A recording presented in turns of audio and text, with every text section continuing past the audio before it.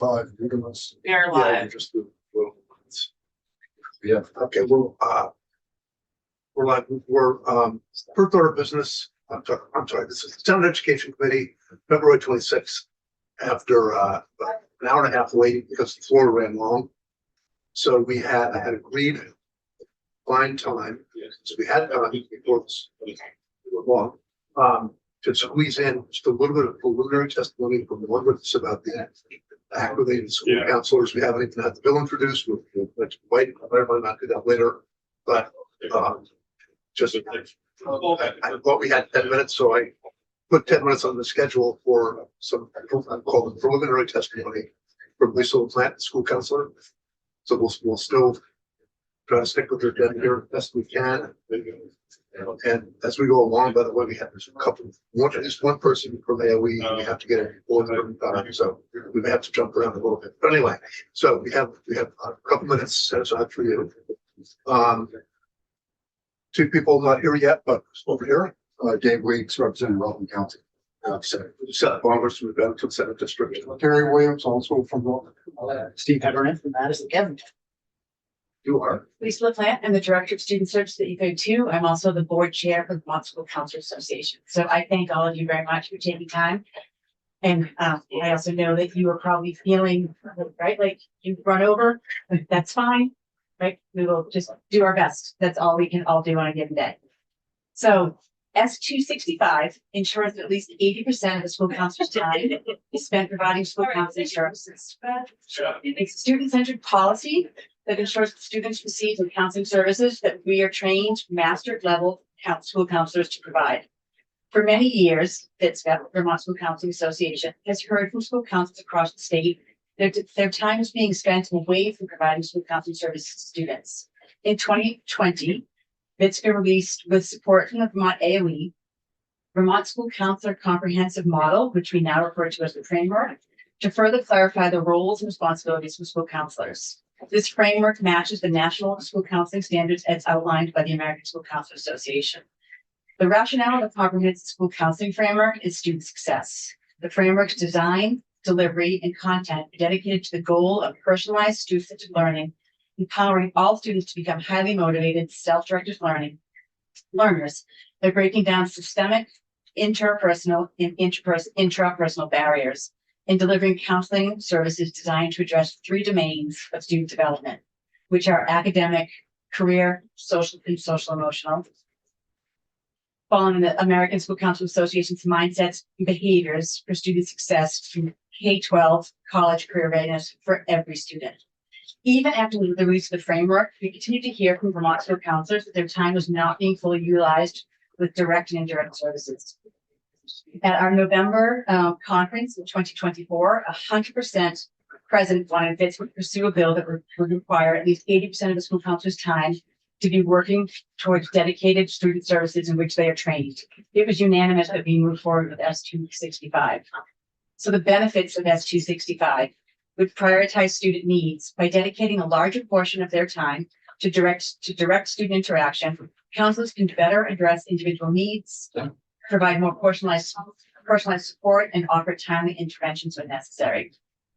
It would improve access to with more dedicated time to student services. Counselors can see more students and provide a wider range of support, including academic guidance, career planning, social emotional development, and crisis intervention. It would allow counselors to address student challenges. School counselors are master level trained professionals with specialized skills to address student challenges, and an 80-20 bill ensures that they're utilizing their expertise to the fullest. It also prevents counselor burnout. Many counselors currently juggle high caseloads, administrative tasks, which lead to burnout and reduced effectiveness. And it would promote equity and access by ensuring that all students have sufficient access to counseling services. S265 can help address disparities in support for students from diverse backgrounds. S265 ensures that public funds allocated for school counseling positions are used primarily for student services. It does not interfere with collective bargaining agreements or contract negotiations, prescribe specific daily schedules, eliminate administrative authority, or prevent schools from responding flexibly in emergencies. The 80-20 model is not an arbitrary union demand. It is a national standard by the American School Counselors Association. Supporting 80-20 for counselors is about aligning with national accreditation for professional ethics. It is proposed that requirements of S225 should instead be addressed through local contract negotiations. This is not possible. In practice, collective bargaining agreements are overwhelmingly teacher-centric. Because teachers represent the vast majority of licensed staff in any district, contracts are structured around classroom instruction and teacher-specific duties. School councils make up a much smaller portion of district staff, and as a result, council-specific responsibilities are almost never defined in negotiated agreements. In fact, there's only one known school contract in the entire country that contains a provision specific to a school council of authority. This underscores the reality that contract negotiations are not an effective or reliable mechanism for defining appropriate school council duties. Without statutory guidance, school councils are frequently assigned administrative and non-counseling tasks that diminish their ability to provide essential mental health, academic, and career support for students. Statutory framework would establish a clear statewide standard for how licensed school counselors should be employed, ensuring that all students receive the services they deserve and that their districts maximize the impact of these highly trained professionals. This is not a new concept. Other states have enacted 80-20 legislation for similar statute protections to ensure that school counselors are utilized in accordance with their professional training, including Maine, Tennessee, Washington, Pennsylvania, Texas, North Carolina, Utah, Virginia, and Alaska. These states recognize that role clarity provides student outcomes, strengthens school climate, and helps address workforce shortages by making the profession more sustainable and professionally aligned. I'd like to leave you with this thought. While S265 has a specific purpose, it is integral to much of the work of this committee as well as other committees as legislator grapples with student absenteeism, student mental health, and other student challenges. School counselors play an important role in providing support and guidance in our schools, and our time should be focused on providing support. So we're gonna, okay, so the idea was just have the committee get the sense of what the discussion is, might be in front of us later, but any question? A quick one. So this is just giving you, putting into law so that you can, if you're being abused, you can go in law sense. Is that basically what you want this for? It's basically saying that we should be used based on our national standards, that 80 to 20% should be in direct or indirect services for students. So it shouldn't be things that are not school council related, like in the past. Yeah. Right. we And have like, people so right to now, drive a bus. right. Okay. So right now that's why you'd like to see this become law, because it's getting abused. You got getting to do the 80-20.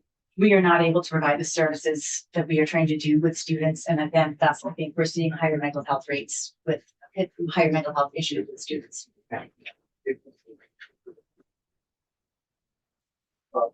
Again, so I understand the work inside an extremely challenging environment. A couple of us here, a couple of profession where collateral duties are kind of the norm. We do various things on the side. I'm wondering if your colleague teachers who you work alongside with have a similar segmentation of their workday via their labor association with the NEA, or would this be like first Vermont schools say this group of professionals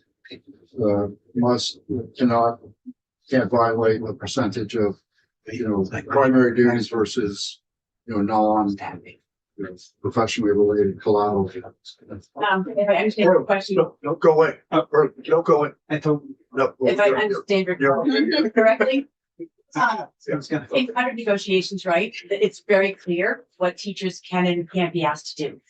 Right, like in our contract for our teachers, they teach 5 classes every semester, and it's clearly laid out how much time they have for prep, how much time they have for duty. There's none of that for school counselors. We also, right, because Vermont is a smaller state, right, there's different needs. Many of the states I mentioned actually went for 80-20, 100% of the time. We're asking for 80-20 for 80% of the time, which would still leave 20% of the time to be able to pivot and provide services that the school would need, right? So we're not going for the full 5-day a week because we know that Vermont is a little bit different, right? And some of the towns and districts have some more challenges, and that we need to be team players to do that. But we have members who are providing services way less than 80% in their role. Thank you. Thanks. You guys, Thank you all. you guys know it. Yep, no, thank you all so very much. Good luck with the rest of your day. Representative Olson, we're switching gears now to, the segment of the day is to take suggestions for, proposed amendments to the proposed map. But some people want to just. Yeah, Representative Herb Olson, Addison Ford. Five wonderful little towns in northeast Addison County, Bristol, Lincoln, Lumpkin, and Starksboro. And thanks for giving me some time. I think you're short on time. So, I can turn on the marks, whatever time you have available. How that goes. I sent in a couple of documents in response to what I understood was your proposal. You posted a map, and then I think a 3-page, I did that, the map, and then there was a 3-page sort of explanation of what the framework was and how you wanted to go forward. There was a couple of things I did in response to that. We're a district in a town that is really kind of a unique situation in terms of education transformation and in general. I say, Which town are you talking about? there's the 4 towns. I'm going to speak specifically to Starksboro, but the reason for that is I know Lincoln has their own views, and I'm confident that they'll express those views. I'm going to certainly try to reach out to Bristol and Moncton, and just haven't had the bandwidth to do that. I will over town meeting week. And there's an organization in our town of Starksboro that is fiercely interested in being able to keep their school. When I was at school, it's been a multi-year process, and this narrative, I think that it's a good school. The data shows it's providing good efficiency data, SEL stuff, and yet we're a little bit out of sync, with the surrounding district, which is why when you put out your map and framework, that was very encouraging to us, because I think you recognize that not everyone's the same. And I think the key is trying to find a good fit, both in terms of educational values and in terms of sort of socially, societally, how you fit in there. So the first document is really based on more the 3-page framework that you had. And what we noted was that you had a 3-year period where you could be asking folks to different towns to talk, and see where you might fit, where you might not fit, I guess. And we saw that as an opportunity to tell you we would love to participate in the prime process, because we are concerned about the fit with, some of the surrounding districts and stuff. Whereas we're probably a little more in sync with an SU kind of structure, which is just over a mountain top from us. And, we deal with Lincoln as sort of a sister town kind of thing. So that was very intriguing. What we proposed there in terms of your narrative, that we'd be able to continue that conversation during that 3-year period, so that we can try to find a good fit to get to the larger district that I think you're looking for, try to get some cost savings, but at the same time recognizing that there are differences, and that fits one place isn't going to fit somewhere. So is there anything you'd like us to do? Do you have an adjustment to the boundary that you have in mind? Yeah. So the first thing was the tweak to your 3 pages. Okay. And I got some language involved. Okay. In terms of boundary, I got to speak as legislative representative of my town. I couldn't get together a vote in the select board or anything like that, but I'm confident that I know my people, and I'm confident I'm confident in saying they would like to be a part of a supervisory union, and I think what's identified in your map, I'll give you a copy of my marked up. It's small. Black is stars for. Oh yeah. See that up there? Yeah. Look, I thought favorite. something like paper with, or digital. So you're saying, so your suggestion is to move Starksboro into which SU? Yeah, the one to the east, Randolph. which I think is Randolph. To move Starksboro to Randolph? Yeah. Yeah. And I sort of, no, I didn't. You did. I did, I don't know, but I hashed in the town just south of us, which is Lincoln. And the black block mark is starts.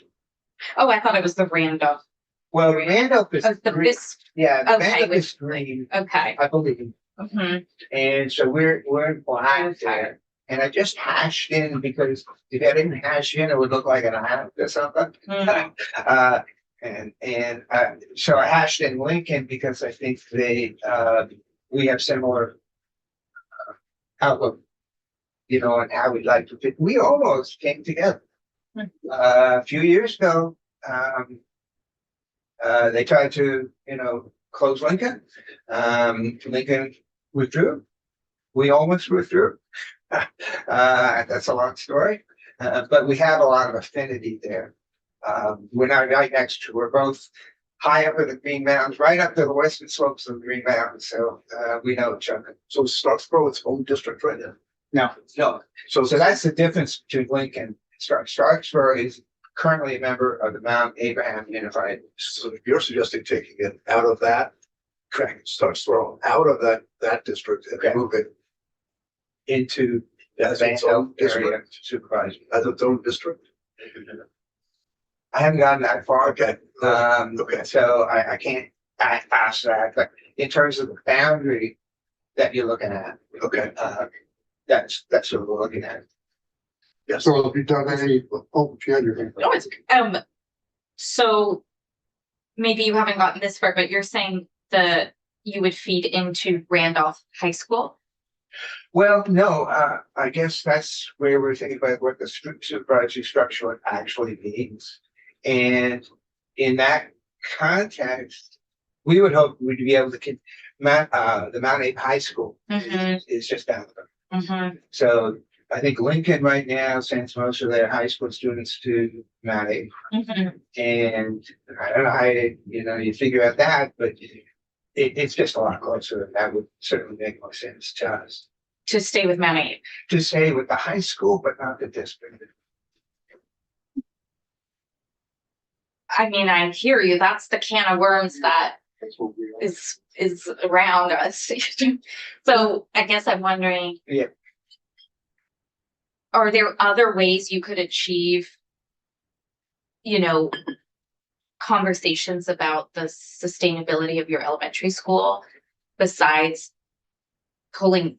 wanting to be part of I don't know how that helps I don't know how that helps you all besides maintaining your elementary school. You want to be part of an SU. Yes. But the areas around it right now are considered districts. I mean, that's the hard part about the title of this section right now is we have people testifying for going to testify on the big blob of district stuff, not the boundaries of the supervisory union. But you are saying you want to be taken out of the district blob. Good. And you want to be attached to a supervisory union just for elementary school. Just for their elementary school. And we would be, I guess, a non-operating town at that school district at that point within the supervisory union. Just for K through 5. K through working. Through K through 6. Okay. And so the way I understand it, if you're non-operating school district, we would designate the public school, frankly, that's where our kids go. Isn't your 6 through 8 Ferrisburg? No, so Starksboro is K through 6. Yeah. There's middle school in Bristol, and there's a high school. So you're Maddie, the middle school and the one in the same. one building. Yeah. Oh, one campus. Okay. Same. But my question, I guess I should ask you this early, why do you believe that will help your school survive? Because I know they're talking about voting on whether to close or not. Yes, yeah. It's time, about 5 years. Yeah. Notwithstanding, having articles of agreement that say, we'll get that voting. If we go to a larger supervisory district, I'm thinking that that would do away with those articles of agreement. We no longer have that ability. So that's what this is. And so we're trying to sort of keep the structure that we are in now.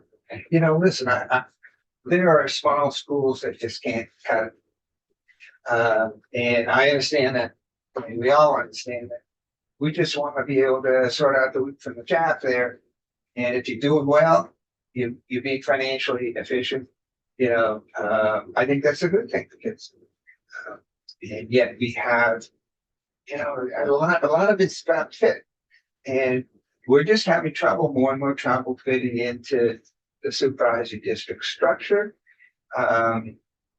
And we're thinking that this would be, something that would help our students, the students a lot better, and keep them going to, stay in Robinson, go to high school. That's a good thing. Right. Why don't you just get people in, Okay. suggestions are. I appreciate you listening. Happy to hang around the halls. Yes, thank you. What's that? Got next week. Exactly. So I wish you luck. It's certainly a complex task. So, That's it. so I'm gonna jump around a little bit because I know we're gonna lose some people from the Department of Education. So if I'm patrons to the people who've already been waiting a long time, but our remaining witnesses for the Bounds Investments could hang on for a little while. I want to get through, I think, jump ahead to 2 and activating the public libraries and the Department of Libraries. And yeah, we have Johannes and Jill, and Jill is here from Rivers Campbell. So I think we're here about the provision in the bill that suggests we actually even have 2 versions of the bill. One of them has language to the effect that libraries would receive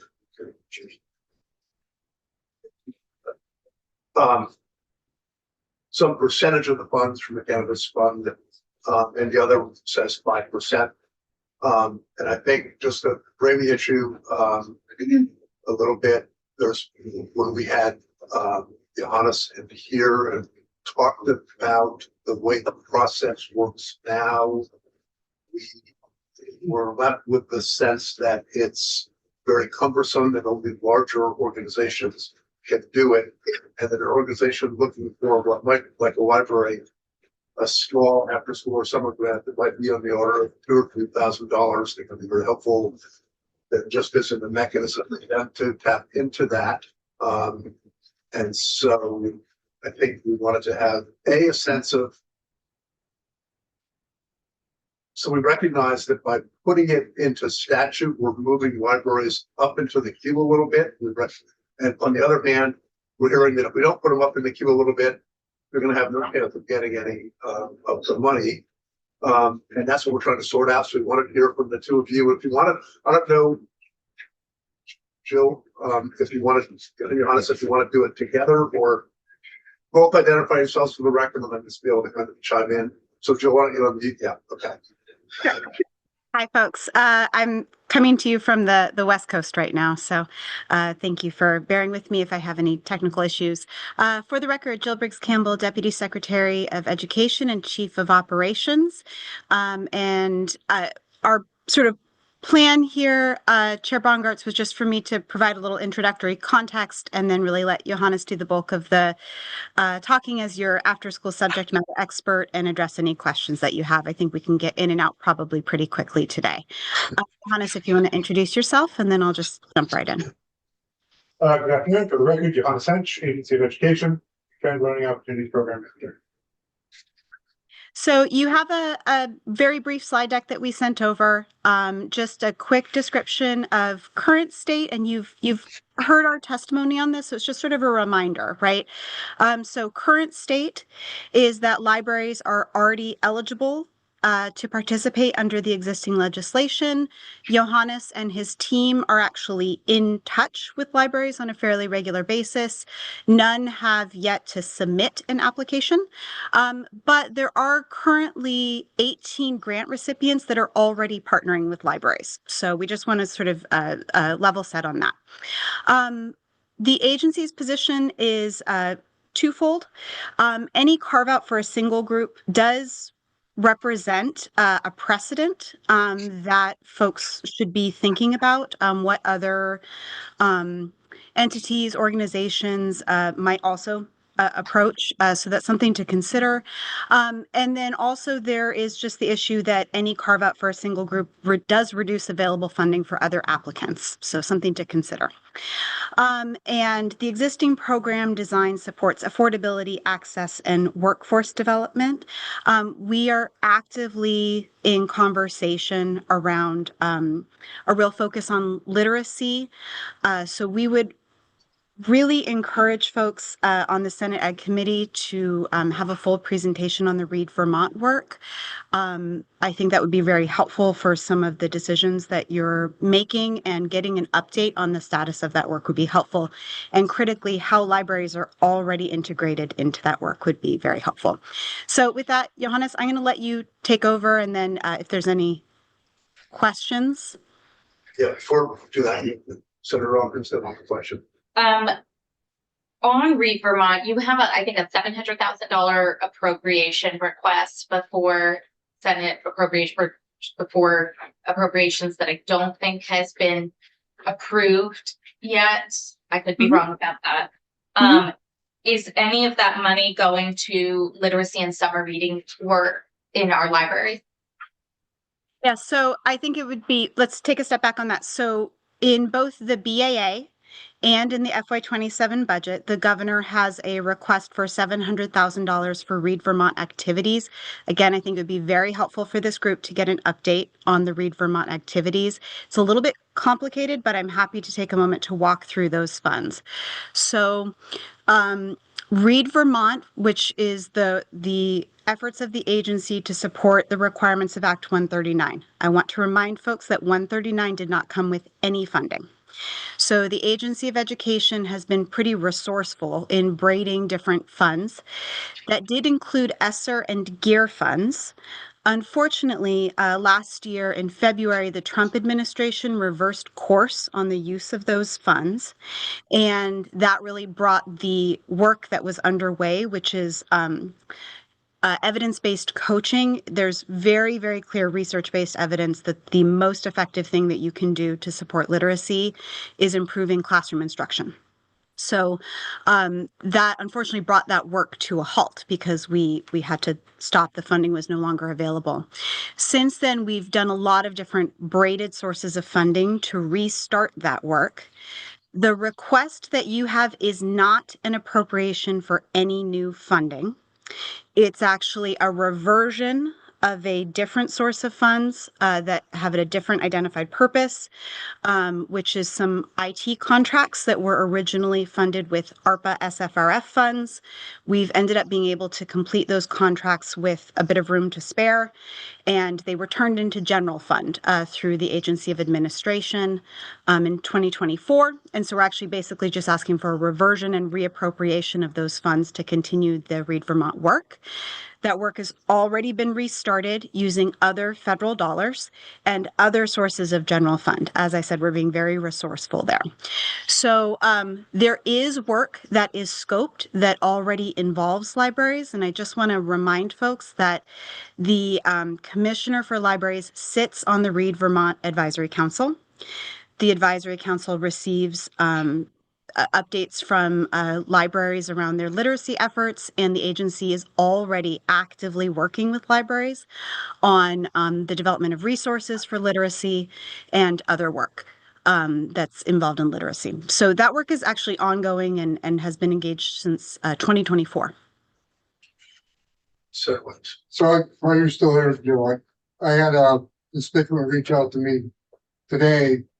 Basically said that the libraries are not applying because it's 20 hours for the application process. Is there any way you could cut that down or make it a smaller grant program? Yeah. So a lot of them are part-time librarians. So Johannes is going to speak to this. He's actually going to share Okay. with you a copy of the application. I do want to point out that we do have a lot of smaller entities that do apply for these funds.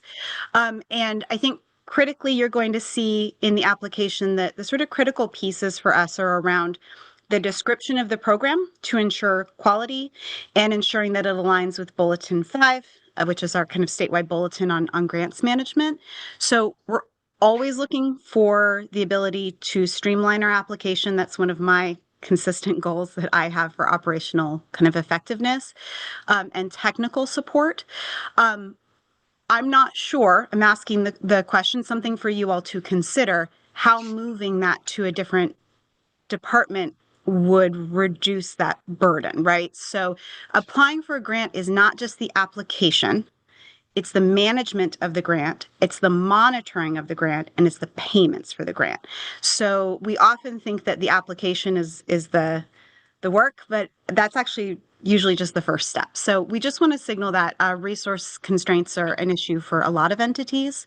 And Johannes can speak to how his team supports different entities in applying for these grants and managing those grants, and the ongoing technical support that his team does to monitor and support them throughout the lifetime of the grant. Non-district entities traditionally struggle a little bit with grants management because it does come with a kind of a high degree of like fiscal responsibility as well. So I hear what you're saying. We're always looking for ways to streamline the application, and Johannes's team is always looking for ways to better support entities as well. We don't want to lose the quality of the application, though, is the balance that you want to strike. I had a question from Senator Oshie. Thank you. Jill, did you mention that there were 11 libraries that were in conversation with? Is that 18 of our existing grantees are working with libraries. It actually works out to, I believe, 24 libraries. That was in the slide deck from my previous testimony, because some of them work with multiple libraries. And if there were to be a change that this goes to the Department of Libraries, how many libraries roughly would fall under that umbrella that would be eligible to get money? I'm not sure I understand the question. So if we were How many libraries there? yeah, I guess how many libraries are there that could get funds for this? You have somebody that might be able to. Yeah.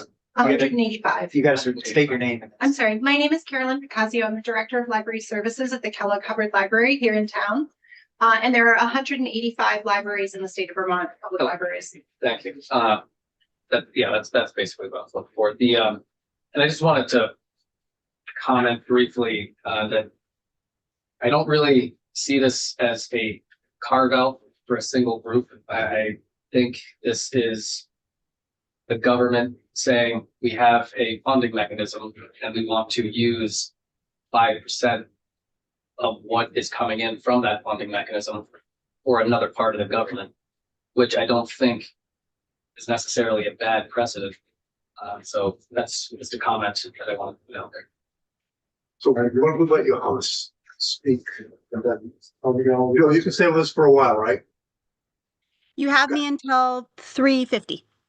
Okay. I have, I believe, several answers. So I did watch the testimony you received on Tuesday. I tried to track all of the things that various people said. Well, we'll follow up with AOB on that when they come on Thursday. And I've tried to provide answers to those questions to the best of my ability. That's how I've arranged the slide deck that I just passed out. So looking at sort of the follow-up questions as I saw them, Senator Williams, you asked the question about LEA eligibility with the poison pill language. I can resolve that very quickly. The authorizing legislation says all entities, public, private, and not-for-profit. There's no language that indicates LEAs should not be allowable. I believe the poison pill conversation you're remembering was the earlier draft of Act 78, where the ed fund and not a special fund was used as the financial vehicle. That created some complications around who could receive funding and who couldn't. The creation of the special fund resolved that. So now funding can flow to any eligible entity. Thank you. Yes, sir. The next question was on the budget structure.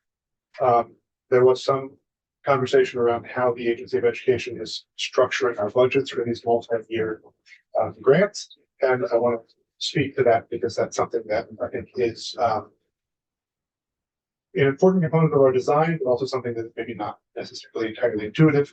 And I think my answer to your question last time I was here was perhaps not well explained, which created more confusion, and I apologize for that. So we are looking at multi-year periods of performance. The Agency of Education has managed for the last 20 years federally funded after-school programming through our 21C program. And we have done a lot of learning in that time about what is an effective way to build the programming.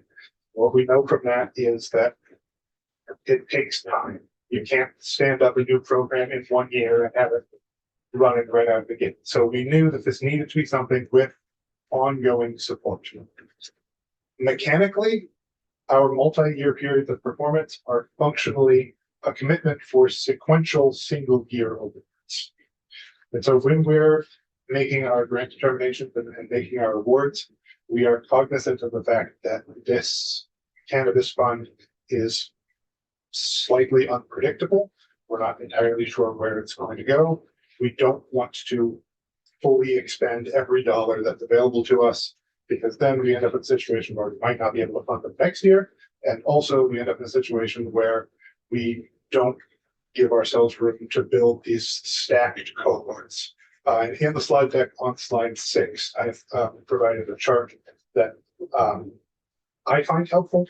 I've got mixed feedback on it that demonstrates how that stacked cohort model works, with sort of what the horizontals being the years where the funding is sort of committed, and then the verticals being the years it's paid out.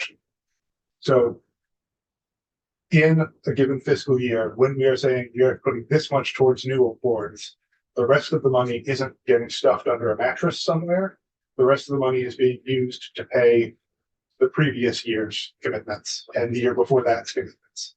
The goal is to get to a point where we have a full 5 cohort running simultaneously. That way, every year we have somebody in year 1, 2, 3, 4, 5. And at the end of every fiscal year, the oldest group drops off, and that frees up funding for a new group of applicants to come in. So that's kind of the design we're looking at. That's the model. That's based on what we've been doing with the federal funding in 21C. It's been very successful there. So we're trying to replicate that success to build something that will be predictable, sustainable, reliable for decades to come. Yes, sir. So they drop off with the intent that the community then picks up this obligation, or that they reapply? Yes. Ideally, at the end, we would like the communities to pick up. Our intention is that there will be an opportunity for folks to reapply. So to pull from the model we're replicating in the 21C program, when you reach the end of your period of performance, you are able to reapply, but there is not a special channel. You will reapply and you come into the general competition pool. So if you've been doing your project for 5 years, you're reapplying and you are right there toe to toe with folks who are coming in for the first time. And if your application doesn't demonstrate sufficient quality, then unfortunately you are not privileged to receive an award. Yes. Yeah, go ahead. I mean, I'm going through the whole application right now and just circling the things that seem hard for programs to answer that are flexible. I mean, I was a Boys and Girls Club kid, right? And so I'm kind of like, I don't know about the best practices section and Multiple Boys and Girls Clubs that work with us. right. So then in the best practices section, that looks like I'm hearing a lot of concern. You'd have to have a lot of, like, you'd have to have special education staff on site. So I will say what you're looking at is the hard copy of the application. The actual application where you fill it out, the fillable version exists on our grant management system. In that specific section, the best practices section, there is a fillable section for if there are extenuating circumstances, conditions, or reasons why any of these requirements are not appropriate for your organization, explain them. And we do have our goal has been, we want to be supporting the fullest possible range of eligible applicants. I've said it enough times, but all entities, public, private, and nonprofit, is a massive range of organizations. Our goal is to make sure that we are guaranteeing certain level of quality. We want the programs that we're supporting to be high quality, to be sustainable, to be supportable, to be safe. Within that, we also recognize that we have an obligation because of that eligibility criteria for flexibility. We need to be able to work with them. That's why after every round of this competition we've run, I have a series of conversations with various people about what was your experience with this grant like? What didn't fit? I think I shared already. After the first round, we got the feedback. Well, we use the word students everywhere. I'm a Boys and Girls Club. I don't have students. So you'll notice through the application, you don't see students anymore. It says participants. We used to have language that said, this program has full access to the facilities of the district. Well, we had folks that say, I'm a licensed childcare center. I'm not attached to a district. So now it says you have full access to the facilities of your sponsoring organization. That might not be the exact language we use, but something to that effect.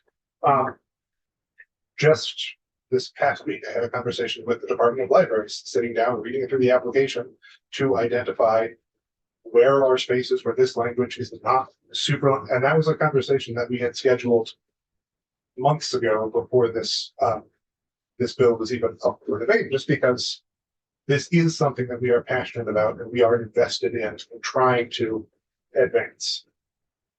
So just Johannes, I think, sorry, I'm like voice behind your head there.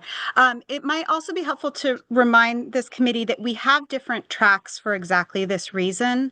And the program track is really the one that would likely be best suited for libraries. And we have a lot of small entities that apply for the program track, and it's a much lighter touch application for exactly that reason. And if you want to speak to that a little bit. So we have created customized tracks for exactly this reason. that's your Yes, yeah. Look, and You got first. well, not yet. Go ahead. Okay, so what we have in front of us is the application pack for center track. yes, sir. Do you have an application pack for program track?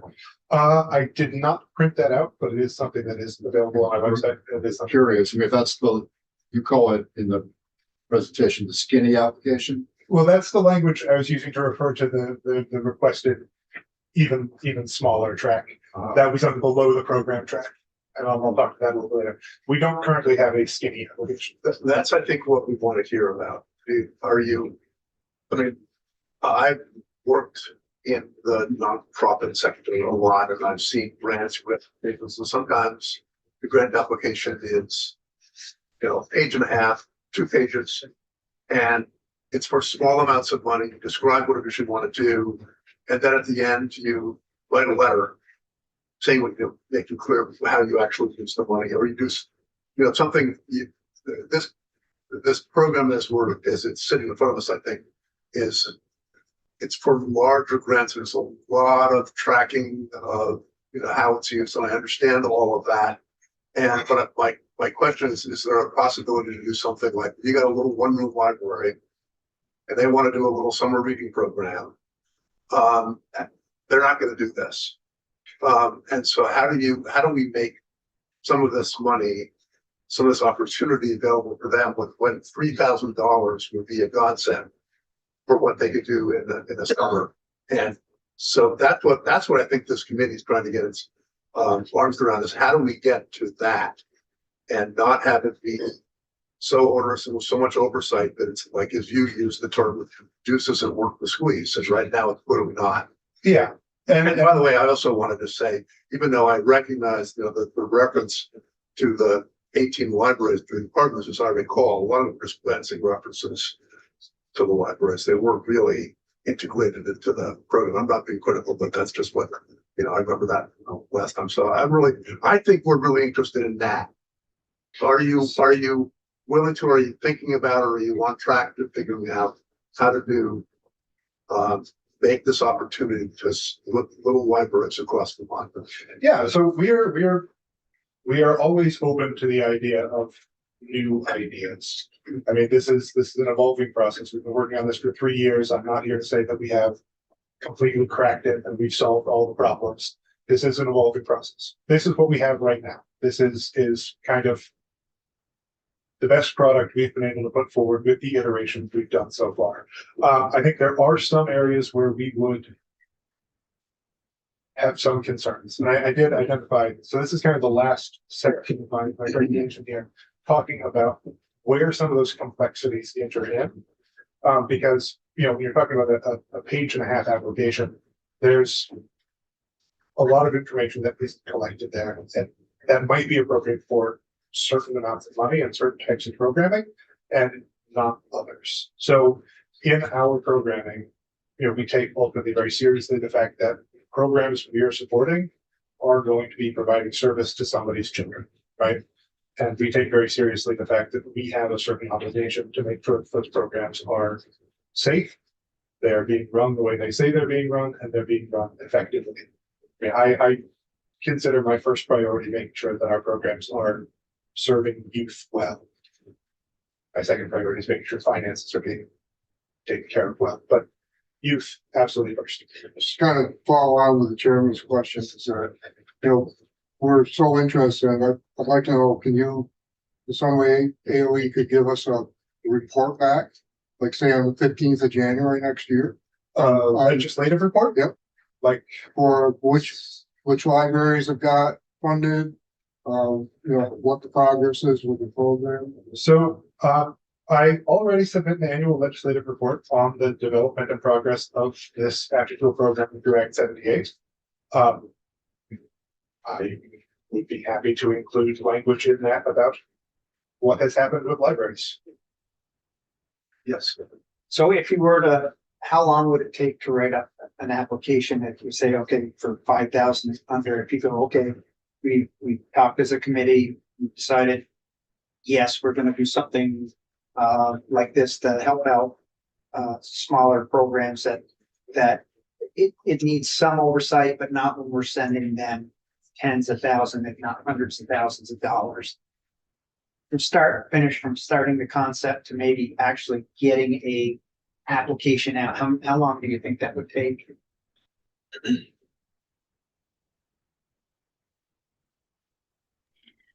Sorry, Senator, is the question about how long, what's the sort of cycle of development for an agency of education grant? Is that the question? If you decided to write a new, hearing from this committee that's like, hey, we'd like to do something that for people who want under $5,000, let's say. Right now, this is a pretty complicated application for somebody that needs such a small amount of money in perspective to tens of thousands to hundreds of thousands. So in your committee or in your agency, how long from, okay, we're going to take this idea, run with this concept, end product of a app, how long? Our turnaround. Yeah, go ahead, Johannes. You can speak to it. Yeah, our turnaround for developing and launching a new grant between when we sort of get the administrative green light, yes, this is something we want to do, for when folks are able to apply for it.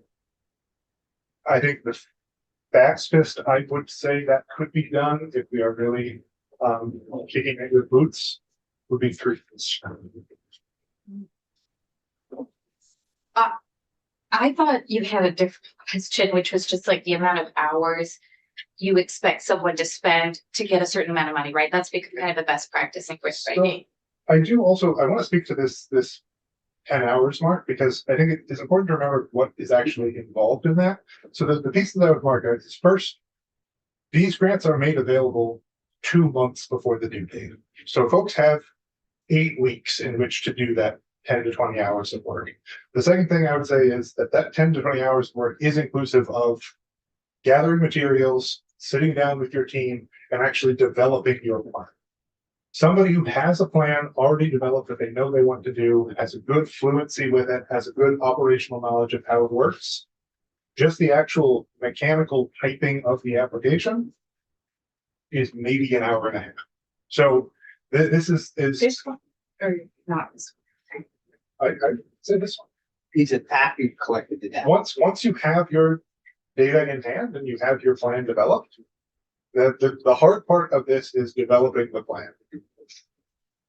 Good, so, yes, go ahead. Well, and that's I think our concern that you're talking to a library that maybe has, maybe that some only have one, some maybe have 5, but there is a demand for their after school reading program that I think what this committee is believing is that we want it to be an easier access to get to some small amount of money with the easiest amount of steps.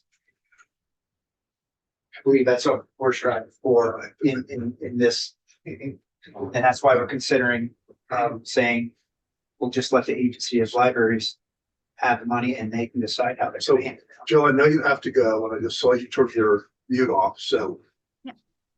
Yeah, I mean, I think, so we've been paying attention to the conversations that you're having in the committee. I think that your priorities are really clear. So here's what I'm hearing as your priorities, and please, validate what I'm hearing. So to me, what I'm hearing is a desire for a grant application. Doesn't necessarily have to be for libraries, but for smaller entities for a small amount of money to do a very small scale program. So I'm hearing that, and what's the sort of furthest that we can continue to streamline while ensuring that we're maintaining some level of quality, and critically, I want to note this, the ability to report what's happening, right? So we don't need every single data point in the world, but you all actually have asked us to do annual reporting. It requires some data to go in on the front end, right? If you came back to me and said, how are these funds being used? And we don't have a budget detail, my answer is I'm not sure, right? So there's a fine line to walk, and I'm hearing that as a priority. The second priority that I'm hearing really clearly is tied to how do we continue to elevate literacy for an improving literacy outcomes in the state of Vermont, and how do we continue to do that in partnership with libraries? That work, I think, again, I would encourage you to hear from our team on this, but that work is well underway, ongoing, and very heavily engaged. So, and we are actually already contemplating a new grant track, which we have in our purview to do. So I would sort of signal that again. We can kind of do anything within our purview here that doesn't necessarily require statutory change. We're already contemplating a very literacy-focused grant program. So that's what I'm hearing as the key priorities. It's, you're going to make your own decisions around this. I have a high degree of confidence that we could actually meet those priorities.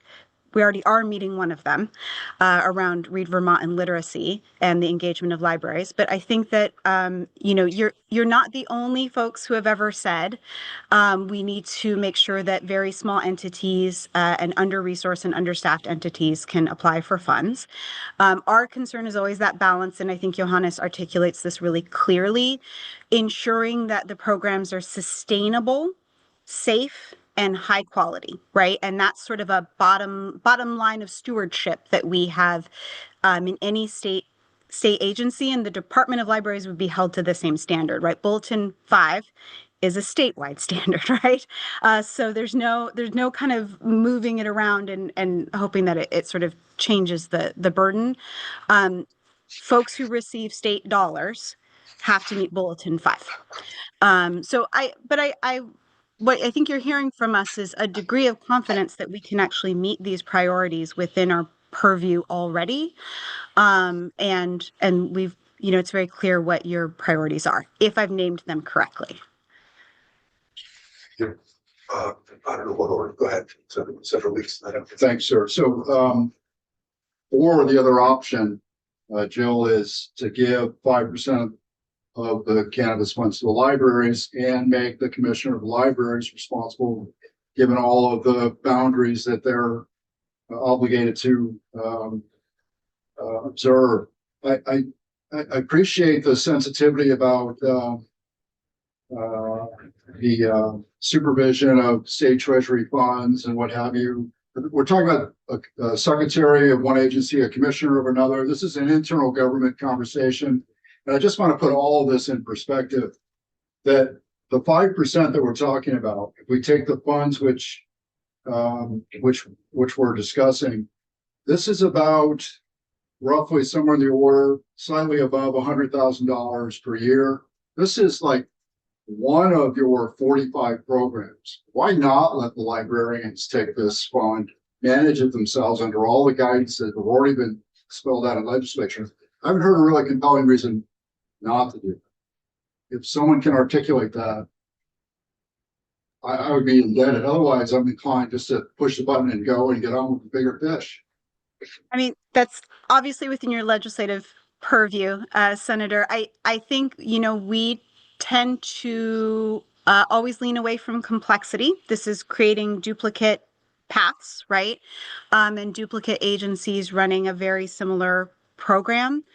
I think that's our tendency, is to why duplicate something in another department that we can actually address already within our own. I do, I heard Senator Hashim's comment around, this is moving from one to another and it's not setting precedent. We do have some caution flags around this, right? I don't think that it's unlikely that other entities would want to be engaging with you around potentially securing access to these funds, and, understandably so. So I think that would be up to you all to be very clear in your language that this is a one-time thing, and not open for sort of other conversations around it. But I do think that that's we are concerned, and you're right, it's not a lot of money, but we are concerned about anything that's reducing the amount of funds available to all eligible applicants to kind of achieve the vision for universal after school. But of course, it's absolutely within your purview to pass any legislation you desire. Thanks. Do you have another question? It would be a request for more information. I'm actually, I was very opposed to slicing money off, but after seeing this application, this would take a full-time grants manager, like not somebody who just has 10 to 20 hours of spare time to vision, but to collect all this data, to make sure they're in sync with other organizations, et cetera. You said there's a lesser one, but Right. I would think what worries me is it says in here, hey, tell us if you're an underserved area.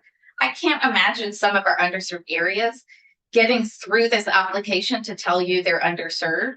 So it would probably also help to look at a geographic spread and gaps and say, can we just get some money to some entities there?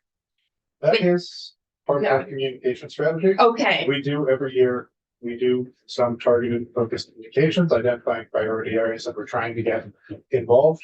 We also do Has that been successful? some efforts have been more successful than others. It is still, I will admit, a work in progress. I will say we offer an exceptional amount of technical assistance for folks who are navigating these questions. Oftentimes we have folks who are not plugged into the schools who are saying, look, I don't know what the free and reduced lunch rates at the schools near me are. That's something we are very happy to support people with development. We offer many, many hours of technical assistance with these grant applications. So that's did you want to say something? I would love to. Yeah. So but don't go away. Just want to get another voice in here. Senator, I'm going to have to step away. Yeah. I apologize. Thanks. Yeah. Thank you all. We go with you. So Absolutely. why don't you just kind of come up Stan, however you want to do it. Identify yourself for the record then. Yeah, sure. My name is Carolyn Pazio. I am the Director of Library Services at the Kellogg Hubbard Library, just, a couple blocks down the street. And I wrote an email that I sent in early this morning, that I'd love to read. And then, as I've been listening, I was thinking about some things about the scale of some of our more rural public libraries. I would love to see the Department of Libraries get a small portion of this money and then be able to redistribute it. They already have the mechanism in place to be able to do that. And even very small amounts of money are very, very meaningful to particularly small libraries. I've worked in a single library setting before I got the job at Kellogg Hubbard. And when you said $5,000, I was like, oh my God, what would I do with $5,000 in a small library? My email is, I stated my name, and I grew up in McIntyre Falls, Vermont. And so there were not after school programs when I was growing up. There was the library that was down the street that I could walk to, and I got to go to the summer reading programs there. And that was my experience of camp and any other out of school programming that you could possibly imagine. So so what I wrote is, if your goal is to expand availability and create equity in after school and summer programming, there's no way you could do that more effectively than by including public libraries as recipients of these funds. Libraries are unique from other youth organizations in that they offer immediate, barrier-free access to a safe space where kids can explore, learn, and play. You don't have to sign up. You don't have to wait for an available space. You don't have to apply for a scholarship or meet eligibility requirements to come to your local library. At my library, we see 50 unattended kids after school every single school day. In addition to the dozen or so teens in our basement teen center and about 35 toddlers and parents that come to our twice weekly preschool story times. These are disproportionately kids who cannot afford, are not eligible, or lack transportation to more traditional after-school and care options. And my library isn't unique. There's 185 public libraries in Vermont. Many of them are very rural. They're very spread out. They all support kids outside of school with a summer reading program, school break activities, and after-school support. Many of them do this with very little funding. Many of them are the last remaining third space, this neutral environment that's not school or home, that's in their towns anymore, and particularly as schools can continue to consolidate. So my point is that libraries are already engaged in this work. They're really good at this work, and they could do it better if they had access to better funding support. So our local after-school organization is Part 2 for our district. And as part of Part 2's programming, they bring their kids to my library every Friday, and we help them with research questions and with homework, and we find the materials, and we prepare a craft for them. And we don't get support from Part 2 or from any other resource to do that. It's just part of our normal operating budget. So if after school support is really meant to be universal, then I think it's really critical that libraries get access in one way or another to this funding. And I would really support if it came through the Department of Libraries. That makes a lot of sense to me. Yeah. Thank you. Thank you. Thank you for, sure. So, okay, I think we're good for today. Yep. Thanks for coming in. Did you have more you wanted to I just make sure you get with us? I just want to add one piece just to make sure it's clear. It is a requirement that our grants, that programming that is funded through it, be of cost, or that they have cost mitigation measures in place so that no student is turned away for inability to pay. Because we are also mindful that that is an enormous barrier. And yeah, I would just close by saying I don't disagree with any statement I've heard here about the importance of libraries. We fully recognize that libraries are an essential component of after school programming. It seems like we are kind of just dancing around what the best way to do that is. I don't want to be the one on the record as opposed to libraries. Yeah. Yes. So I just want you to know that I want to find a process where more libraries apply. And I'm hearing that I don't have 20 hours to fill an application. So so there's already an event on the schedule for the Department of Libraries next fall. I'm going to be coming to one of their meetings to run a quick workshop and training on the grant application, doing some crosswalking, doing some definition of terms, and kind of helping folks with how to navigate the grant process. And that will be happening irrespective of what happens with this 232, because again, I like libraries, and I think they're an important component of that school program. Thanks for Thanks, but yeah, to be honest, it's very clear to me that you really care about this and you're passionate about it. And, Yeah. so actually, thank you for that. And thanks for we'll sort that. It's not your wall sitting in that chair, is it? No. Okay. That's fine. Okay, how much is it?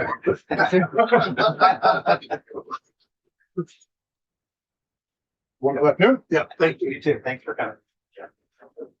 So now we're back to the shifting gears once again to the adjustments to the proposed supervisory boundaries. The next person on the list is Robert Carpenter. Thank you very much. Yeah, thanks. Appreciate it. Robert's on. Hey, thank you so much. Hello, Senators. Thank you so much for your time today. I really do appreciate the time and commitment. And I know this is a long afternoon for you all, extended much further than you probably planned. So thank you for your time and having us here. My name is Robert Carpenter. I'm the school board chair at the Essex Westford School District. I apologize I was not able to be there in person today. I also have my vice chair, Marlon Verasamy, who will share some of the testimony with me as well, who's able to be there in person today. Number one, I just wanted to be here today just to really bring from a school board perspective some just clear data and numbers and facts of impact as you entertain some of these different discussions and decisions. And specifically around the idea of redrawing maps, oftentimes it's been proposed that that is going to be the main solution. But what I would really implore all of you on this committee to really look into and ask, I've had this ask from my staff, from our superintendent, from our directors, is to really look into how to do this in a way, because without a clear and sustainable funding formula, consolidation and redrawing of maps alone isn't going to transform Vermont education, which is what we want to do. And as an example, I did reach out to our neighboring district at CVU and was able to talk to the board chair there. And as you may know, EWSD and CVSD were the two largest districts in the state. And if you were to take both of those largest districts, who, by the way, have already undergone mergers in the past, over the past number of years, if we were to merge voluntarily, let's say, staffing costs immediately would rise due to leveling up of contracts. The second thing is neither of our districts would actually be able to close or consolidate any buildings because we wouldn't actually have physical space to relocate those students. And for us as a district, we actually completely closed down a building last year and now are at full capacity in our buildings, and we're utilizing that building in another way. But even with, let's say, as those two districts, we chose to move that way forward, even with building a new consolidated facility, it would ultimately put a strain on our finances. And I think newer and fewer is a great way to go. It's a great idea, but because of the foundation formula, construction costs would directly come out of that year's budget, forcing cuts to student services. And this is ultimately a direct result of that foundation formula as you consider the redrawing of maps. And I'll just be honest, there's a lot of concerns with that formula. And one of my main ones as a parent and as an individual who's worked in special ed before is it decimates special education. And for our own district, we are the second largest in Vermont that serves some of the highest numbers of special needs learners. We would be underfunded by $6 million just for special education. And for us to maintain special ed, we would require $6 million in cuts somewhere else in our budget. And the catch is, if we didn't fund that $6 million gap, we then automatically become ineligible for federal funding with special ed, which for us would be another $1.4 million of critically needed funding for those vulnerable students. And just to give you an idea, we as a district cut $6 million last year and close to $4 million the year before, losing over 100 staff members, closing a school, consolidating buildings, have done a lot. There's not much more we can do to cut another $6 million. So and this price, sorry, just go ahead. stop for a second. So you're actually not here to talk about an adjustment to the boundary as proposed. So right here in the end, I am. Yes, sir, I am. Oh, okay. Yeah, so I'm giving this context specifically because this crisis scenario, because of that foundation formula, does play out in every district. And as you're redrawing the maps, and as you're looking especially at that gray area within the maps, we're in that gray area right now. And I know what's been proposed is that we should voluntarily merge with other districts. But I want to give the reality of what that would look like because of that foundation formula. And regardless of the map, that foundation formula doesn't address special education, transportation costs, capital improvement, or aging buildings. Ultimately, we as districts have to cover all of these on an annual basis. Otherwise, it leads to massive cuts in our instructional abilities in school. And Marlon's going to share a little bit more specifically about the boundaries and specifically about that redistricting that he said in person. Go ahead. So since you've raised the issue, so your testimony is that the weights that are built into the formula that you're saying are not enough for you to. Correct. Yeah. So for special education alone, it would underfund our district by $6 million. The formula also doesn't take into account transportation, capital improvement costs, or debt services. But all of those schools do specifically need to cover. So these are the factors that we're taking into account when we're hearing of consolidation or merging with other districts, because these are realities of items that we will have to pay for, regardless of if we remain as a singular school district or if we're put together with other districts as well. That directly impact the costs. Marlon, I'll let you share as well, because he has more details that'll add to that. For the record. Yep. Robert, I'm the vice chair of the Westwood School District. Thank you, Mr. Chair. Thank you, members of the Senate Committee for having me here today. So I'm going to just talk a little bit about more the boundary piece there. So when you look at Essex Westford District, School District, we are a testament to consolidation. Back for Act 46, 10 years ago, we consolidated. We were 3 towns, we came together, we merged our governance structures, we merged our districts, we were different. We were a supervisory unit back then. We became a supervisory district. We became a cohesive district that served with 4,000 students. We're the 2nd largest district in the state currently. When we talk about right sizing, we've done that work. We've already been there, and you know the districts around us, as Robert mentioned, you know, Senator Hensel, her district, CVU, MMU, all done the same work that we've done today.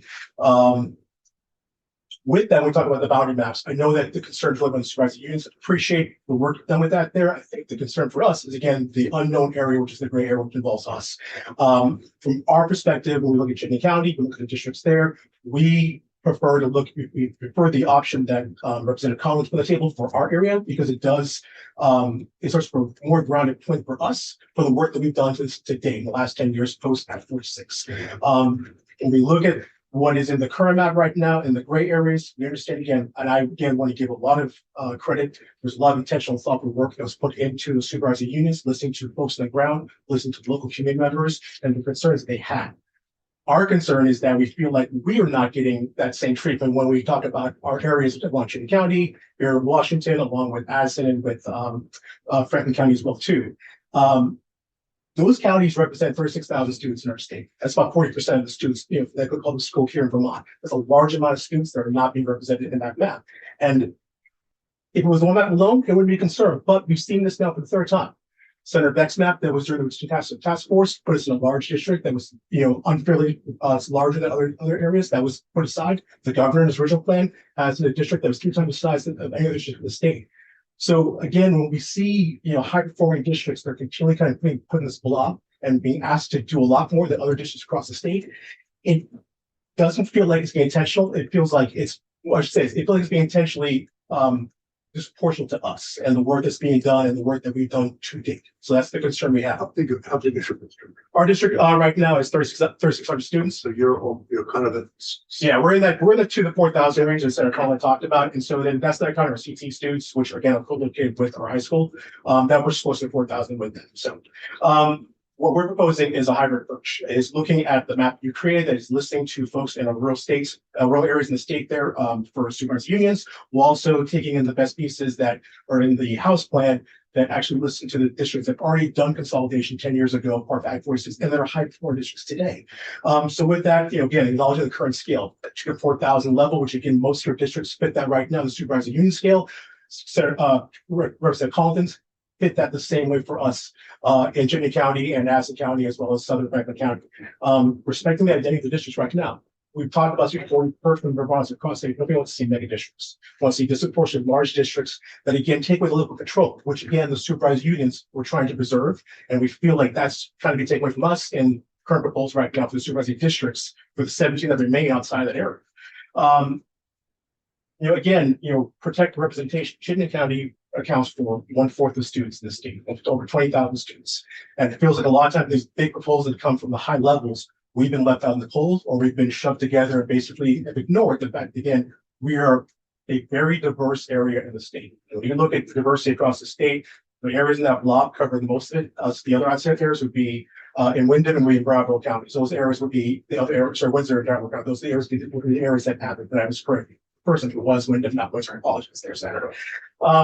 So that's the big piece for us there. I won't go too deep into it, but again, another piece we want to push to is the CSUB models. Again, we think that there's a lot of work to be done there that will also create economies by scale.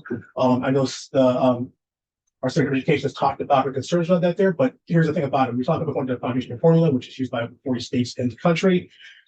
Over 40 states in the country also use a version of CSUB. Some call it BOCES, some call it RESUBs, but again, those are designed to basically take some of the big costs off the table. Transportation, special education services, as my chair talked about, IT services, sometimes purchasing. That allows economies of scale and allows the districts at the local level to actually be able to do the biggest thing we need to do, which is to serve students. Again, I want to make it really clear for the conclusion that EWSD that we represent is not anti-reform. We definitely want to see change at the state. They're going to create, economies of scale and also be affordable and cognizant of taxpayers across the state. All we just ask is that, we as districts in Chittenden County and districts in that great area are part of that conversation. We look at both maps together and try to find the best of both worlds to reach that point, because the bottom line, what we all want to do is educate and support students. That is our goal. So with that, I want to thank you all for taking some time with us here. Both of us are happy to answer questions that you may have. So one of the things I hear you saying is, like you're suggesting is, don't make this merger already at scale. Correct. We've done the work. We've been there, and I'll give you an example here, Senator. So we've been in district since 2017, the fall of 2017.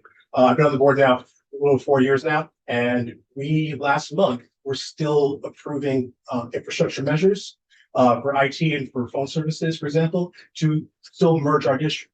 We've been in district for almost a decade, and we're still doing the work to get our district completely merged, because we still have systems that are different in our 2 middle schools, which are 2 different towns, and we're still doing that work today. I know other districts in Chittenden County, other current districts are still doing the same thing. I know supervised unions have talked about, as I think testimony you may have seen, that they're still combining pay scales for support staff and for teacher contracts right now today, and they've been in districts for 10 years. So these are things that we're always concerned about, because again, as you know, even I appreciate the 3-year kind of layout there to get to that next level, you're still looking at another decade for those districts to actually get to where they need to be. So we're talking 13 to 15 years down the road, those districts have finally probably merged, and we know that because we've seen that in the current districts today in the state.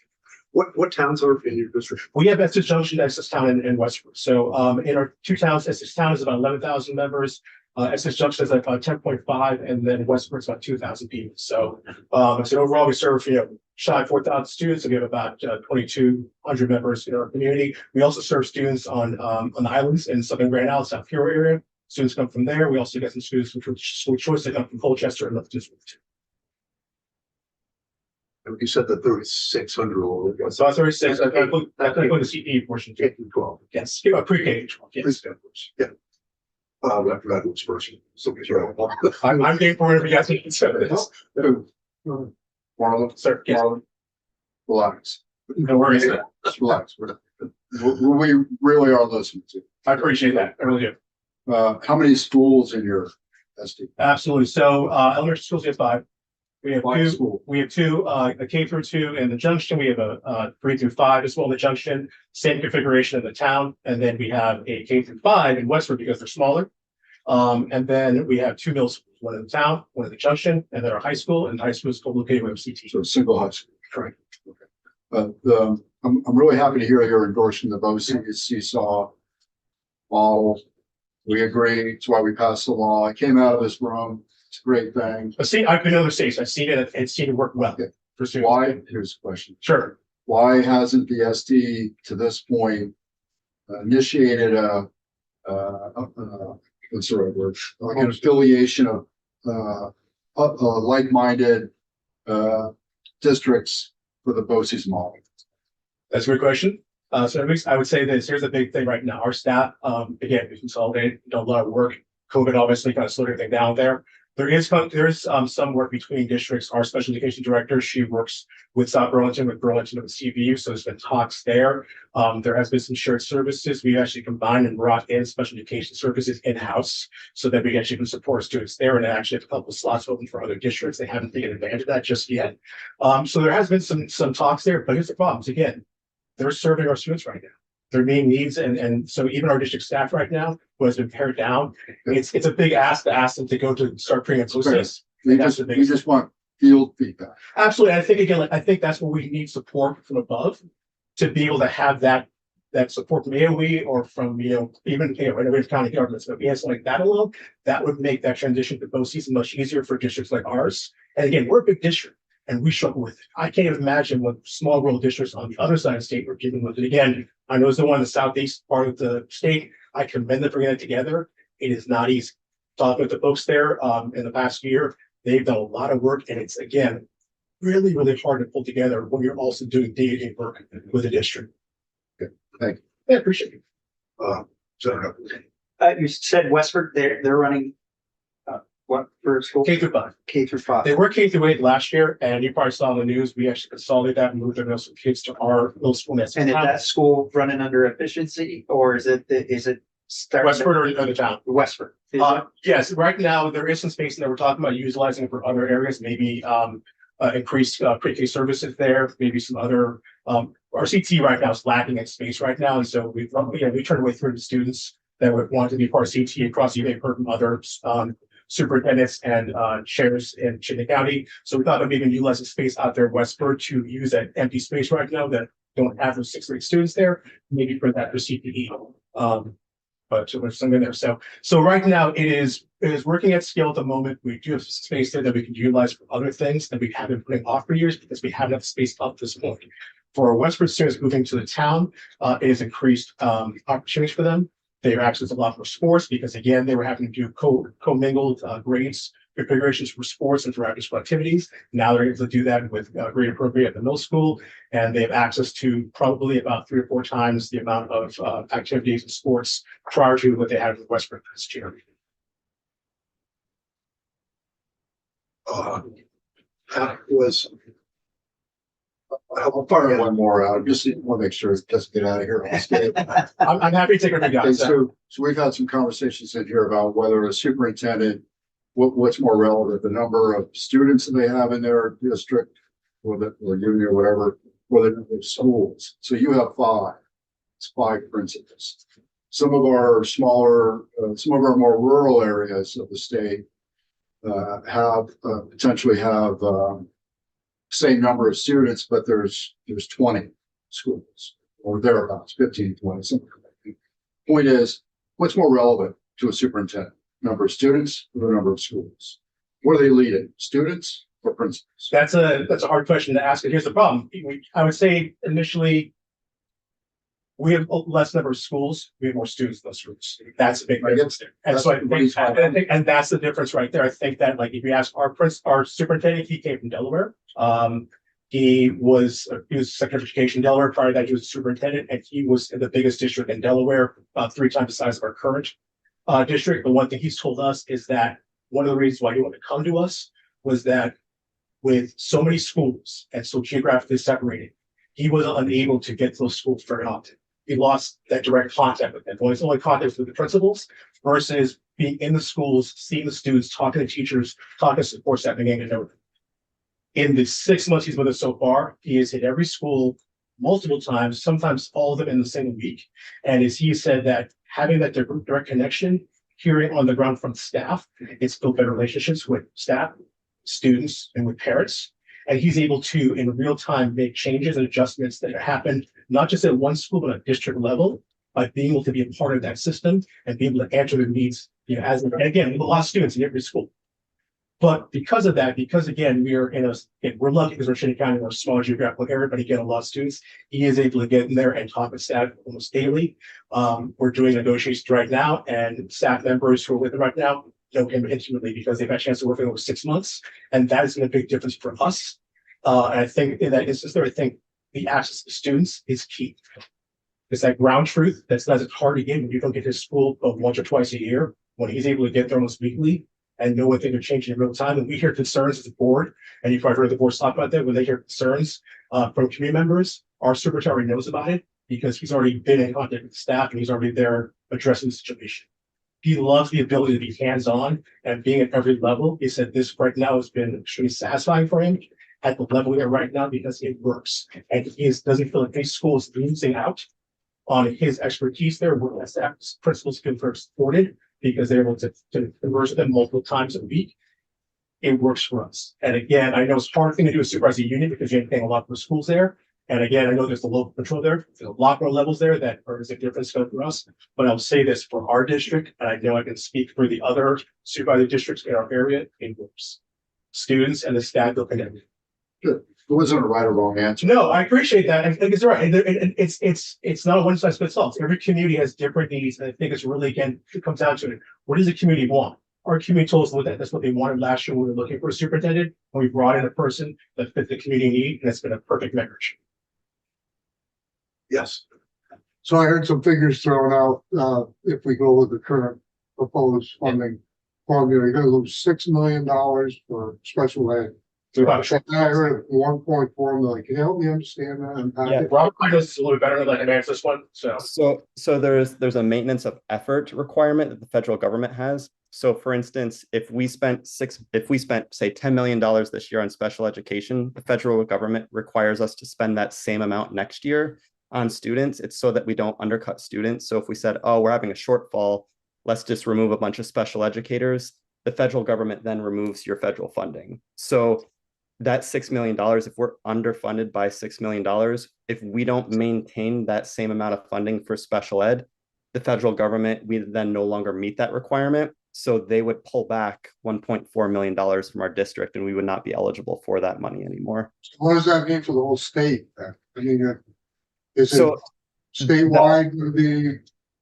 So that number, I actually don't know off the top of my head. I can get that information for you because our special ed director has been talking to other special ed directors at other schools to see what the individual impact is. But I know there's not been an analysis of statewide what that maintenance of effort fund would be. It'd be significant for our So state. do you have that many? Do you have a significantly more special ed students than other districts?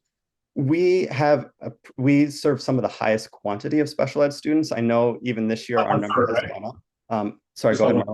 No, it's about 1/3. I think about 31% when we looked at the last numbers. 1/3 of all your students are special. That are on IEP. So we talk about special needs, we're talking IEP. So it can be very, the needs can be very light. These can be very heavy with need therapeutic services, which require a lot of outside placement. So again, we thought special ed is a very wide spectrum.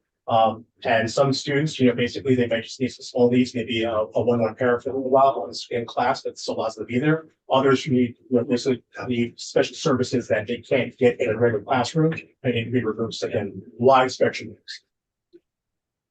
But all those students qualify for special education. Might be good to have JFO come in for that question and also the whole state as to what the implications might be. I mean, if federal funding, I don't know if it's been covered now, but you're talking about it. It is a fear for every district right now. We hear it every day. We know about that, know about the maintenance of effort. That's a concern. May I interrogate my colleague? So is the concern about that the foundation funding with the special education roll-up is not sufficient to fund learning? No, my concern is that if we went with the BOCES or CISA and it was a one state, contract for special ed, maybe separate funding could be available so that, because we don't want to hamstring our school districts for sure. But I'm just concerned. I'm just trying to unpack. When you say $1 million to me, my eyes roll back like that because I'm talking about thousands of dollars. That's for us, it's devastating for students. No matter if they're on special education or not. So, Actually, I have one more. So are you a high spending district? Our proposed Compared spending to right now others? is, no, we're not. We, again, that's the cuts we made. We, right now, I believe we're about $300 under the purpose spending for the average for the state right now. Correct. Yep. So we're below state average right now for purpose spending. If I could just make a observation, might be appropriate at some point to hear a high spending district come in here and tell us what their fears are, given your foundation formula. That would be enlightening from a completely different perspective, because we don't live in that environment. Our districts in Rutland District are $11,500. Yeah. So they're very low spending. Yeah, you're one of the lowest, yeah. And they're concerned. Yeah. and I think the suggestion of Senator Rashid and J.F. Bowman to explore what this might be for some districts, because they probably have that.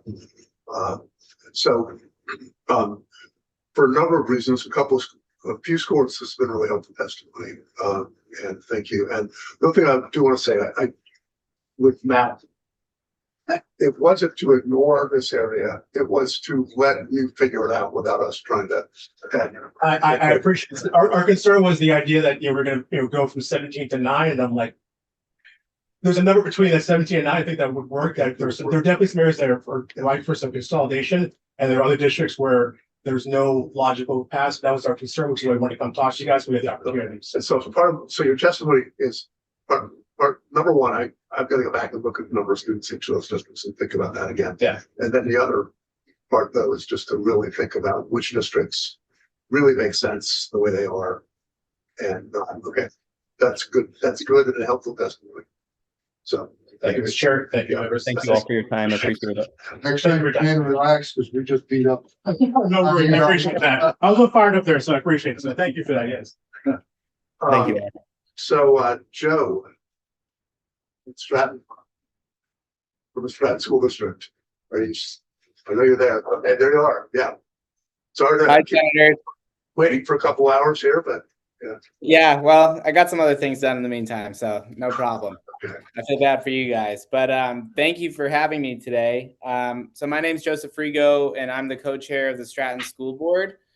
On behalf of the board, I just wanted to come today to testify in full support of the Senate Education Committee Chair's Seth Bongard's proposed maps, which includes Stratton finally with the other mountain towns in the greater Manchester region. This is something that we've been pushing for since Act 73 kind of came out, and it's undoubtedly clear that the changes in this educational landscape in Vermont are a necessity, and we're appreciative as a board of all the hard work that you've been doing to ensure that the landscape improves for all Vermonters. In the midst of the statewide planning processes, we think it's it's important to recognize that small towns and non-operating districts such as ours in Stratton can often be forgotten. And we just want to commend Senator Bongard's proposal for listening to our town's voice. So that's been something that we've been really doing our best to put out there into the community and outwardly into the state. So we've done that through open town meetings at Leland and Gray, and again at Rutland, discussions within our community in Stratton, and also by looking at the data. So if you take a minute to look at our data, as far as where we send our students as a non-operating district, it's blatantly clear that our students and families center is the greater Manchester region and not that of Brattleboro or Springfield or Bennington. Our town has a unique geography, and there's really only one major road connecting our small town to the others in the area. And so the map really reflects kind of this understanding of this unique geography, as well as our rich tradition with an affiliation with Manchester and the other mountain towns. We think that this map proposes a path forward that merges some of our small non-operating districts, but it also really maintains the educational opportunities that our students and families have valued for really generations. So this is an example to provide some context to some of that data. So if you looking back at our enrollment data over the past 8 years for grades 9 through 12, families in the town of Stratton overwhelmingly chose to send their students to schools in the greater Manchester region rather than elsewhere. So currently less than 5% of our students in this age group, again, grades 9 through 12, attend schools outside of Manchester in the Mountain Town region. So that's 0.5% of students over those 8 years attending Leland and Gray and Townsend, but 44% and 45% attending Burr and Burton and SMS respectively. Our younger students, same narrative's true. Many of our families live closer to Stratton Mountain, right along Mountain Road, kind of heading north into the west, where we see our students attending schools in Manchester or in Winhall, like the Mountain School at Winhall, rather than traveling south or east. We think that the map that as it's currently proposed would allow for continued access to these schools that have again served our families for generations, and preserve our students' important right to the educational opportunities that their siblings or even their parents and even their grandparents have had. So yeah, I guess just overall we feel valued and seen by the proposal, and on behalf of our small town, just want to really express a sense of thanks for taking into account kind of the unique geography, the educational traditions presented here. So it definitely embodies the voices of not just Stratton, but I think many of the small and non-operating towns like us across the state, just recognizing Vermont's unique geography. And we know that it's a challenging thing that you all have at your hand here. So we've already, and I just wanted to put out that, we fully support the idea of voluntary mergers and our the opportunity to kind of create our own destiny. And so we've already begun conversations with neighboring districts like Winhall, and recognizing that like a future voluntary mergers with neighboring districts is not just like a possibility, but a reality.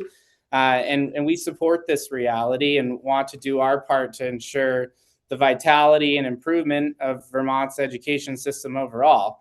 But it's also incredibly important to us and our duty really to advocate on behalf of our students and families in our rural community to be able to continue to attend those educational institutions that are really linked to their region and their home.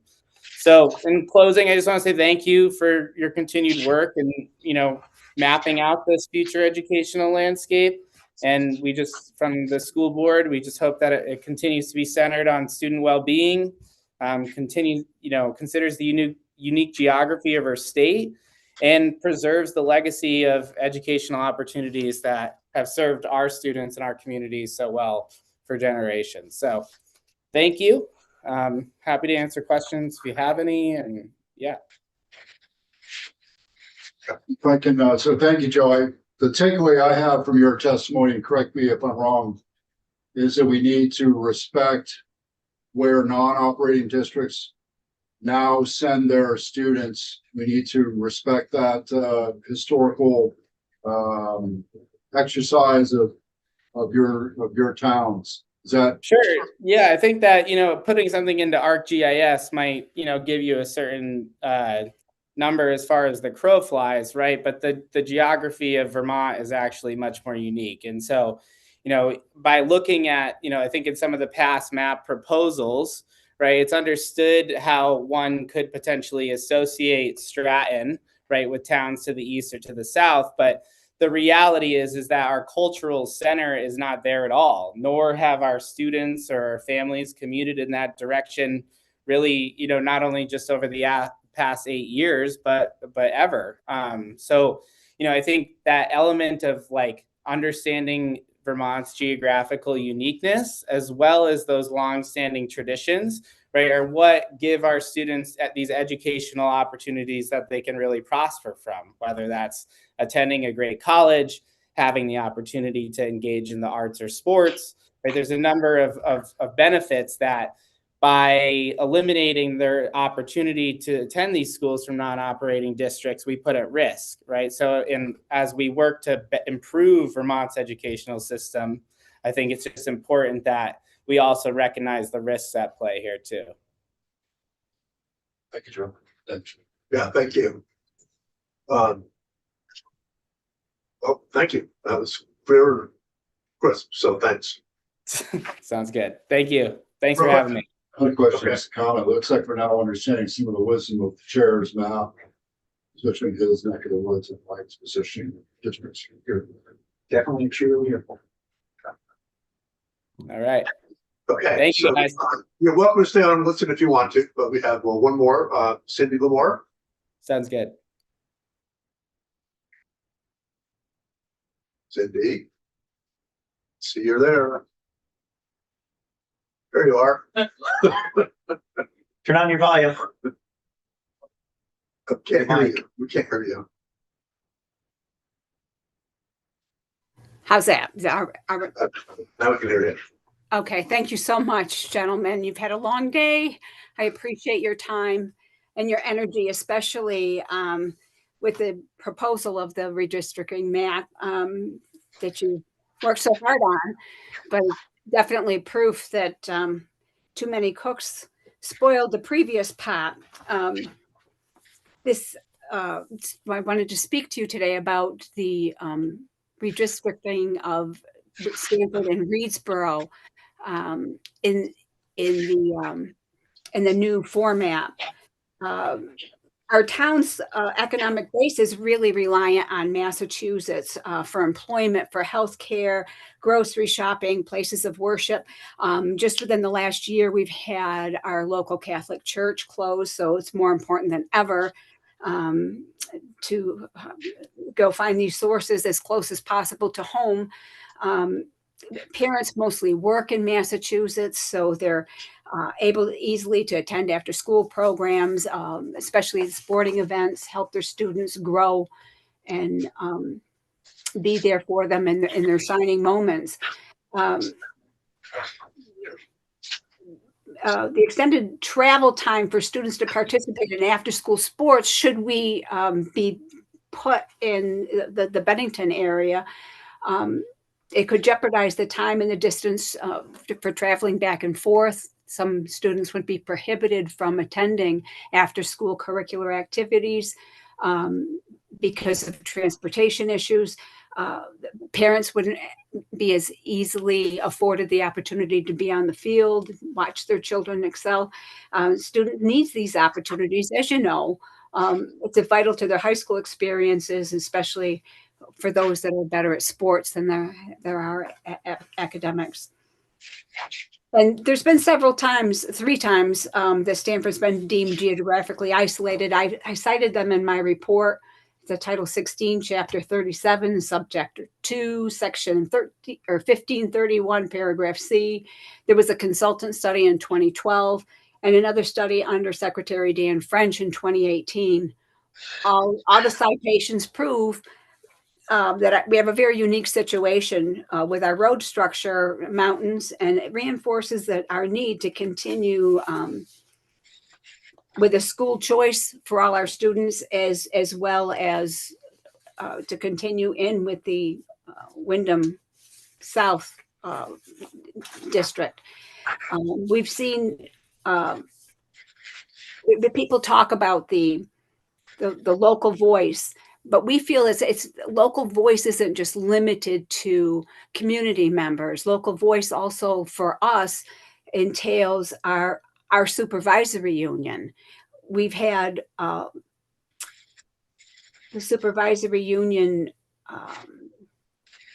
under our new superintendent, Bill Basic. We've seen so many improvements. We've tried to reorganize and modernize, and we've been working together with the staff to achieve these efficiencies. And we know the people that we're working with, and we feel that those are a vital part of our educational community for support for our youngsters, especially in these times. We've been working so closely together. Improving governance should be mindful of the current structure of education and special education. Placing Stanford and Reedsboro in Southwest Supervisory Union could inhibit the delivery of special education services for our students, given that specialists would travel further over mountainous roads or have to loop down into Massachusetts adding time to schedules and more than likely taking the time away from the student needs because of the extra travel. And currently, Stanford and Reedsboro are in talks to voluntarily merge in response to restructuring needs. At the annual town meeting on Monday, Reedsboro School will be asking the community to vote to authorize school closure of their pre-K through 6 elementary school and become a non-operational district. We will work together to support the town of Reedsboro, and we have had preliminary talks with them for until we can form a merger. You have a clarifying question, Jay, so hang on a second. Well, thank you, Mr. Chair. So Cindy, I'm a little confused because in paragraph 2, you're recommending to remain part of the proposed South or Wyndham South SU, but in the 3rd paragraph and then in following paragraphs, you're saying should be placed in the Bennington area SU. I'm kind of wondering which way you're leaning. I think I probably was confusing in my wording because in the 3rd paragraph it says, should we be placed in the Bennington area, it would make family participation harder. So, I see. so no, that's not the direction we want to go. Okay, Cindy, just to make sure everybody understands this, I know your area well, of course. And so you're in your own little supervisory union now, right? Correct.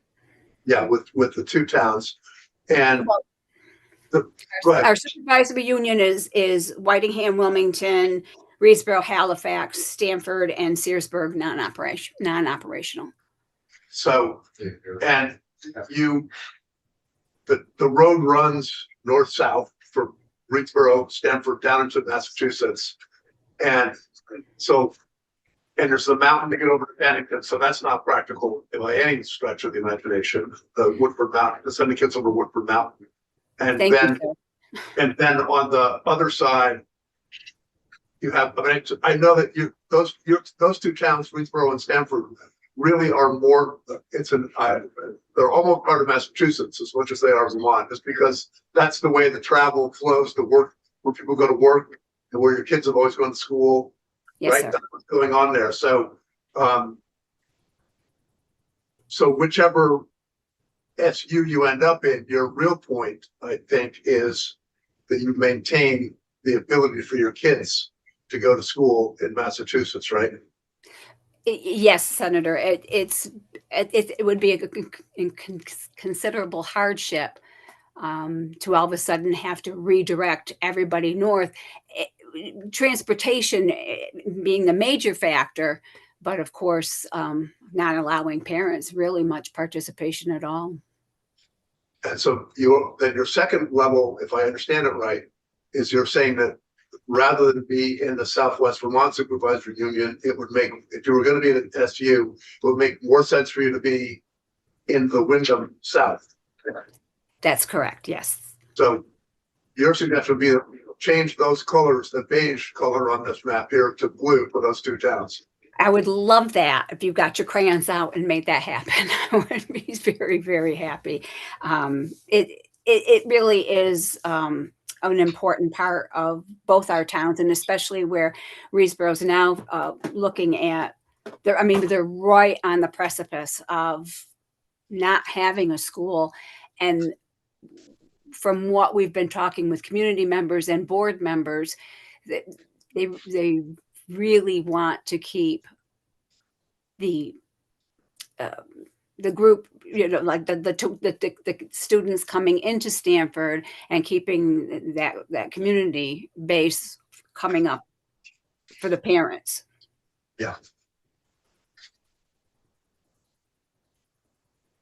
That's so I guess mine is a very the first person to say move. Well, actually, you're not the almost first, but move switch districts. So that's what we're looking for today, and we hear you. Thank you very, very much. I know that was the first phase, is to fix those boundaries, and if we can fix this to allow the boundary to be more easier for everyone to navigate, and for the services and for the transportation, and we would be much appreciative. I mean, it's a fabulous job you did, absolutely. And kudos to all of you and for your hard work, the continual for the education of Vermont's kids. Guarantees. Okay. What did you say? I said no guarantees. Take it under advisement. Okay, so, Thank you. I Yeah, know. so Reedsboro is voting on town meeting day, right? Yes, on Monday. So we're all kind of a little hesitant as to which direction that's going to go. It was a close vote last year because they had already brought it up to a town vote last year, but they continue on, and there's 37 children in the school, and they know that they can't continue along those lines. Yeah. Okay, thank you. Thank you, senators. Thank you very much. I appreciate your time. Have a good day. So we pushed off the last part of the agenda for tomorrow. Yeah, 227. yeah, Okay. push it up to tomorrow. So we have a new draft though. Mhm. I had two drafts before we never saw the middle one, but we have a new draft for tomorrow. Do you want me to say to VAP if they have a comment on that sentence to just email it to us? Sure. Okay. Yeah. Or if they want to get on there. They want to testify, either way. You had some really good support there. Gotta make He it. sets the agenda. Yeah. Makes it easier, right? So it's a good way to end. Right to the point. Too. Yeah. I didn't do the. You didn't pay them? That's right. Yeah. They had their own thoughts. Are we? Oh, we can go off.